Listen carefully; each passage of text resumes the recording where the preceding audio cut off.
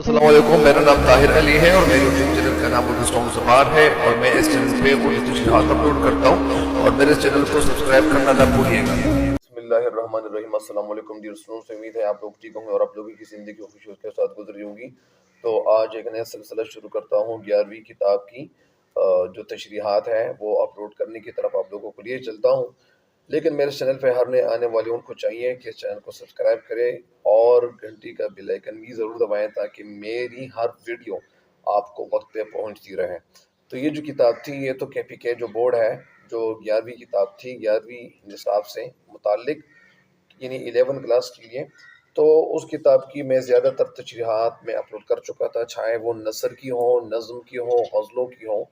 تو ان کی زیادہ تر جو تشریحات تھی میں اپلوڈ کر چکا تھا۔ لیکن اب یہ جو کتاب ہے یہاں پہ اسلام آباد یا اسی طرح فیڈرل بورڈ کے حوالے سے یہ کتاب یہ تبدیل ہو گئی ہے،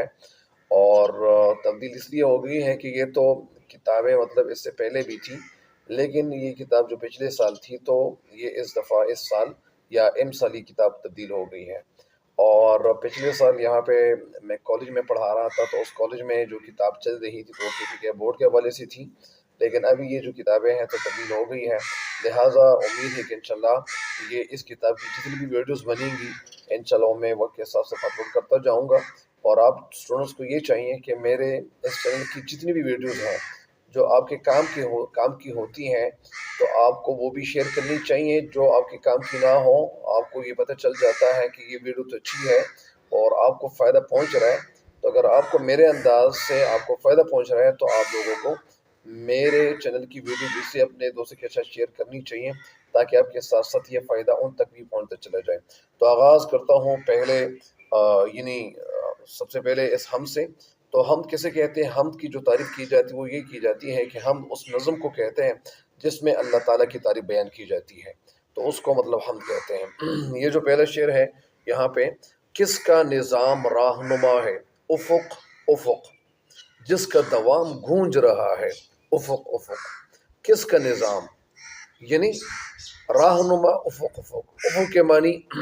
آسمان کا کنارہ بھی ہے، لیکن مراد یہاں پہ دنیا ہے، یعنی رہنما راہ دکھانے والا۔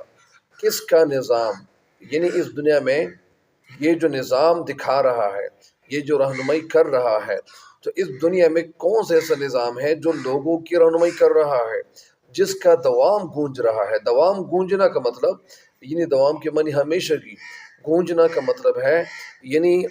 بلند آواز، افق افق مطلب یعنی یہاں پہ اس دنیا میں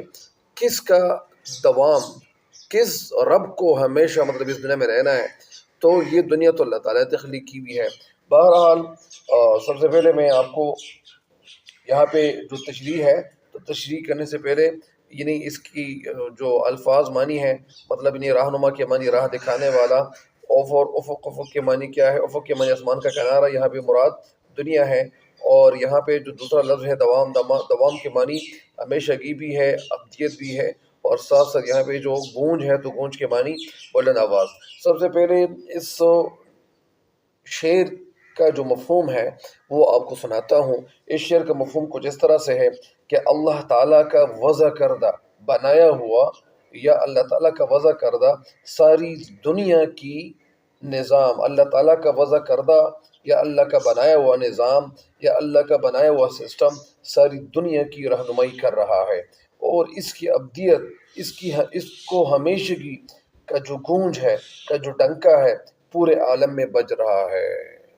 اب اس شعر کی تشریح کی طرف ڈیٹیل میں آپ لوگوں کو لیے چلتا ہوں۔ شاعر کا نام کیا ہے؟ حفیظ تائب ہے، اور حفیظ تائب دور جدید کے ممتاز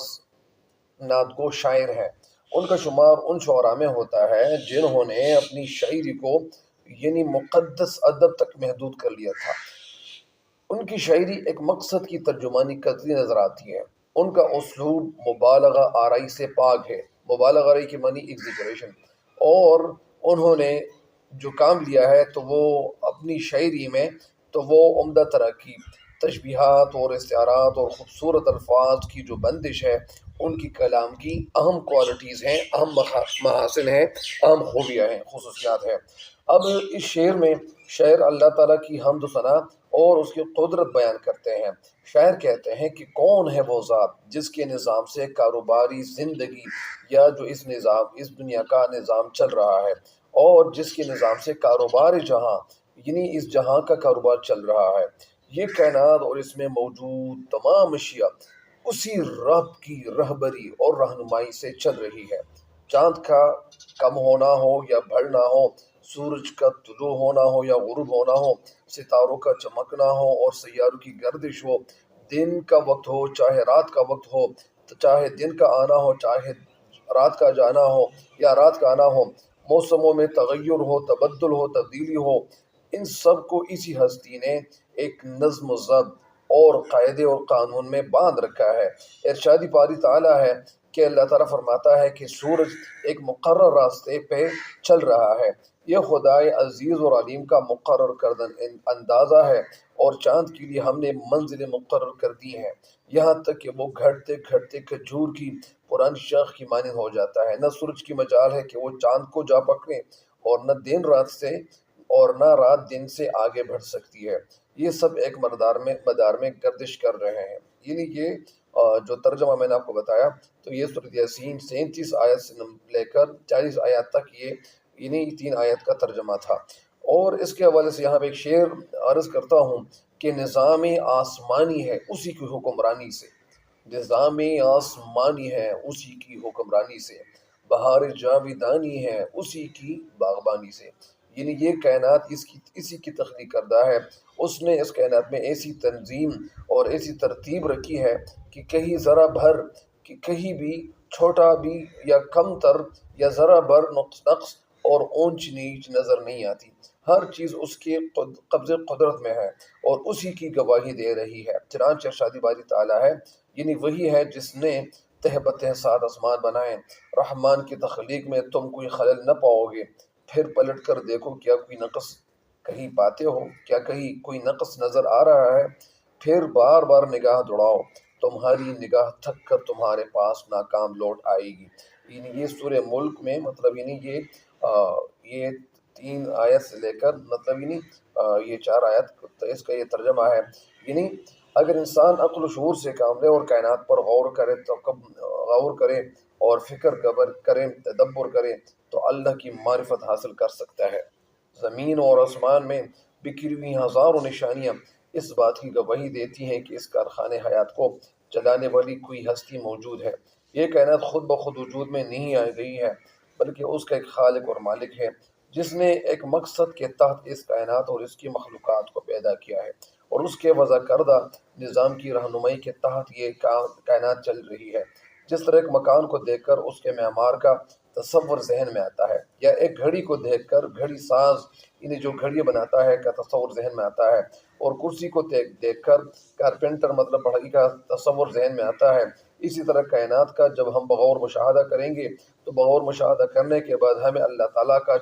جو ہمارا خالق ہے، خالق کا تصور ذہن میں آتا ہے، اور آخر میں اللہ تعالیٰ کی جو ذات ہے وہ عیاں ہو جاتی ہے، مطلب نظر آتی ہے۔ قرآن مجید میں اللہ تعالیٰ جگہ جگہ اپنی پہچان کے لیے عقل والوں کے لیے کائنات کے مشاہدے کی دعوت دیتا ہے۔ ایک جگہ ارشاد فرماتا ہے کہ ترجمہ اس کا یہ ہے کہ بے شک زمین و آسمان کی پیدائش میں اور دن اور رات کے آنے جانے میں اہل عقل کے لیے بہت سی نشانیاں ہیں۔ یعنی ایک شعر بھی نقل کرتا ہوں، شعر کچھ یوں ہے کہ اسی کا یہ جلوہ ہے چاروں طرف، ہزاروں نشاں ہیں ہزاروں طرف، کائنات اور اس میں موجود اشیاء یا چیزیں، چاند، سورج، ستارے، موسم، ہوا، بادل، بارش، دریا اور سمندر، یعنی ذرے، ایٹم سے لے کر سورج تک، ہر چیز میں ایک نظم اور ایک ترتیب کا قائم ہونا کسی زبردست خالق کی گواہی دیتا ہے۔ بقول شاعر، ہر ایک شے میں جھلک وہ اپنی ربوبیت کی دکھا رہا ہے، نظام اس کائنات کا جو بحسن خوبی چلا رہا ہے۔ یعنی انسان کی جسمانی ساخت یعنی اسٹرکچر، دل کو ہارٹ کہتے ہیں، اور خون کا نظام یعنی بلڈ جو انسان کا سرکولیٹ کرتا ہے تو اس کی طرف اشارہ ہے، دماغ کا نظام یعنی برین سسٹم ہے، پھیپھڑوں اور گردوں کا نظام، ڈی این اے میں پوشیدہ اس کی تمام جو تاریخ ہے، اس بات کا پکار کر اعلان کر رہی ہے کہ اس کا کوئی خالق ہے اور جو زبردست علم والا ہے۔ ہر بچہ فطرتی سلیمہ پر پیدا ہوتا ہے، یعنی جو بھی بچہ پیدا ہوتا ہے وہ فطرت اسلامی پہ پیدا ہوتا ہے۔ ہر انسان چاہے وہ مسلم گھرانے میں پیدا ہو یا غیر مسلم، اس کے باطن اور ضمیر میں نیکی اور بدی کا شعور یعنی وہ موجود ہوتا ہے۔ اسے معلوم ہوتا ہے کہ سچائی ایک اچھائی ہے اور جھوٹ ایک برائی ہے۔ یہ وہ ہدایت ہے جو اللہ تعالیٰ نے یعنی اسے دے رکھا ہے۔ اللہ تعالیٰ کی طرف سے یہ کوالٹی ان کے اندر اللہ تعالیٰ کی طرف سے دی گئی ہوئی ہوتی ہے۔ انسان کا باطن ہو، چاہے انسان کا باطن یا ضمیر اسے پکار پکار کر کہتا ہے کہ کوئی اس کا خالق ہے، اور بے وجہ اور بے مقصد پیدا یعنی یہ انسان اس دنیا میں نہیں آیا بے وجہ اور بغیر کسی یعنی وجہ کی، یہاں پہ یہ دنیا میں اس انسان کو پیدا نہیں کیا گیا ہے۔ اس کے علاوہ اللہ تعالیٰ نے انسانوں کی مزید رہنمائی کے لیے اور ہدایت کے لیے اللہ تعالیٰ نے پیغمبر اور کتابوں کا جو سلسلہ تھا شروع کیا۔ ظاہری بات ہے کہ اللہ تعالیٰ نے یہ دنیا تو تخلیق کر رکھی ہے، اللہ تعالیٰ نے یہ دنیا تخلیق کی، لیکن دنیا کی تخلیق کرنے کے بعد اللہ تعالیٰ نے یہ نظام، اللہ تعالیٰ نے اس نظام کو صحیح طریقے سے بھی چلانا تھا، تو اس لیے اللہ تعالیٰ نے انسانوں کو تخلیق کیا، لیکن اس کے ساتھ ساتھ اللہ تعالیٰ نے پیغمبروں کو اور انبیاء علیہ السلام اجمعین کو بھی اللہ تعالیٰ نے یہاں پہ دنیا میں مبعوث فرمایا۔ اللہ تعالیٰ نے ان کو بھی بھیجا، اس لیے بھیجا تاکہ جو لوگ اللہ تعالیٰ سے یا اللہ تعالیٰ کے احکام پر زندگی نہیں گزار رہے اور ان کے وقت کے نبی کے طریقے پہ زندگی نہیں گزار رہے، تو وہ جو نبی آئے گا یا پیغمبر آئے گا یا رسول آئے گا تو وہ لوگوں کو راہ راست پہ لائے گا، لوگوں کو یعنی صحیح طریقے سے یعنی اللہ تعالیٰ والا جو ماحول ہے یا وہ ماحول جس سے اللہ تعالیٰ راضی ہوتا ہے، اسی ماحول میں انسان کو چلانا پڑتا ہے۔ اس لیے انبیاء علیہ السلام اس دنیا میں اس لیے تشریف لائے تاکہ یہ لوگ یعنی نہ صرف دنیا میں کامیاب رہے بلکہ آخرت میں بھی کامیاب رہے، اور لوگوں کو ان کے پیدا ہونے کا بھی مقصد بتایا جائے کہ اے لوگو، تم اس دنیا میں ایک خاص وقت کے لیے آیا ہو اور ہمیشہ کے لیے آپ یہاں پہ آپ کو نہیں رہنا۔ اگر آپ یہ بنگلے بنا رہے ہیں، دولت اکٹھی کر رہے ہیں، گاڑیاں خرید رہے ہیں، بڑے بڑے کاروبار آپ لوگ چلا رہے ہیں، بنا رہے ہیں، تو یہ تو چلا رہے ہیں، لیکن یہ کاروبار، یہ بنگلے، یہ دولت، یہ گاڑیاں، یہ سب کچھ، یہ پراپرٹیز، یہ تم سے اس دنیا میں دھرے کے دھر رہ جائے گا، لہٰذا تم لوگ اس دنیا سے ایک نہ ایک دن ضرور تم کو جانا ہے۔ تو یہ اس لیے یہ باور کرانا ہے تاکہ یہ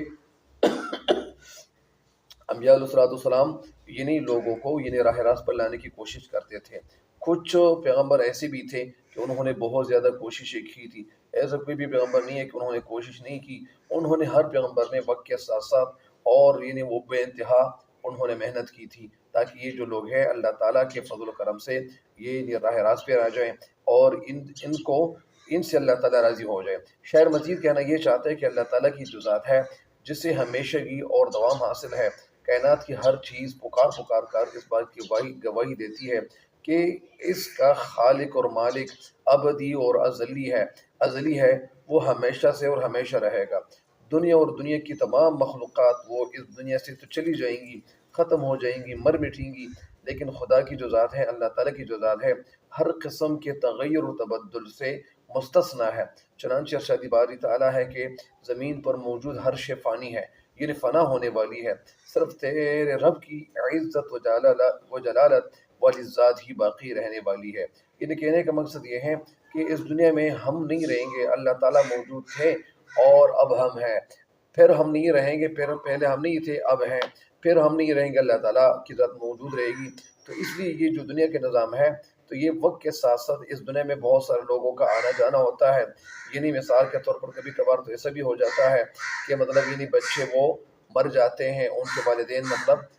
وہ زندہ رہتے ہیں، کبھی کبھار ایسا بھی ہو جاتا ہے۔ تو یہ اصل میں اللہ تعالیٰ کی ایک نظام ہے، بہت خوبصورت طریقے سے اللہ تعالیٰ یہ نظام چلا رہا ہے۔ تو کہنے کا مقصد یہ ہے کہ اس شعر میں شاعر علامہ اقبال، اس شعر میں شاعر حفیظ طیب یہ کہنا چاہتے ہیں کہ کس کا نظام رہنما ہے افق افق، جس کا دوام گونج رہا ہے افق افق، مطلب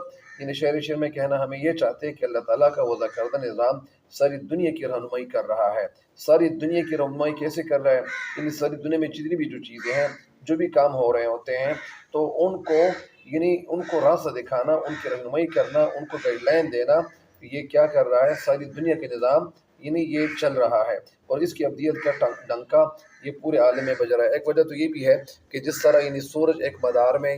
وہ چلتا ہے، اسی طرح روزانہ صبح ہوتی ہے اور پھر اسی طرح شام کا وقت آتا ہے، اسی طرح کبھی موسم میں سردی ہوتی ہے، کبھی ٹھنڈک کبھی موسم میں مطلب گرمی آتی ہے، تو یہ وقت کے ساتھ ساتھ اللہ تعالیٰ اس دنیا کا نظام چلا رہا ہے۔ یعنی ایک شاعر کہتے ہیں کہ کوئی تو ہے جو اس نظام ہستی کو چلا رہا ہے، وہی خدا ہے وہی خدا ہے، یا اسی طرح وہ دکھائی بھی جو نہ دے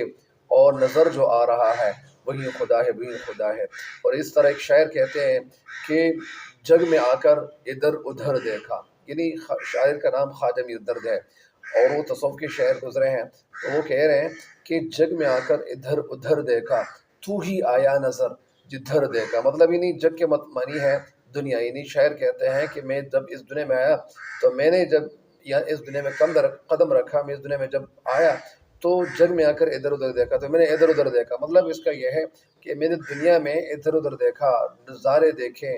اور دنیا میں اللہ تعالیٰ کی جو تخلیقات ہے ان کو یعنی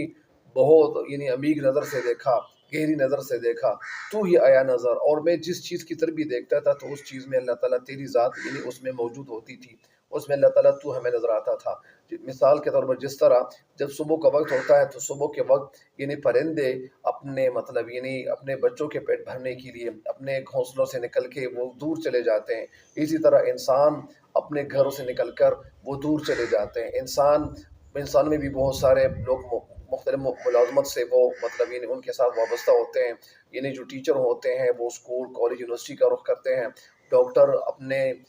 یعنی کلینک کا رخ کرتے ہیں، ہاسپٹل کا رخ کرتے ہیں، اسی طرح جو دکاندار ہے وہ اپنے دکان کی طرف کا رخ کرتے ہیں، اسی طرح جو دہاڑی کرتے ہیں وہ اپنے کھیتوں کی طرف یا عمارت بنانے کی طرف رخ کرتے ہیں۔ اسی طرح اس نظام کا یعنی یہ نظام لوگوں کے لیے رہنمائی کے طور پر یعنی یہ ثابت ہو رہا ہے ہر انسان کو، جس طرح اللہ تعالیٰ نے یہ نظام جو تخلیق کر رکھا ہے، تو اس نظام میں اللہ تعالیٰ نے جو ہمیں یہ جو مختلف چیزیں اللہ تعالیٰ نے اللہ تعالیٰ کی طرف سے جو نعمت ملی ہوئی ہے،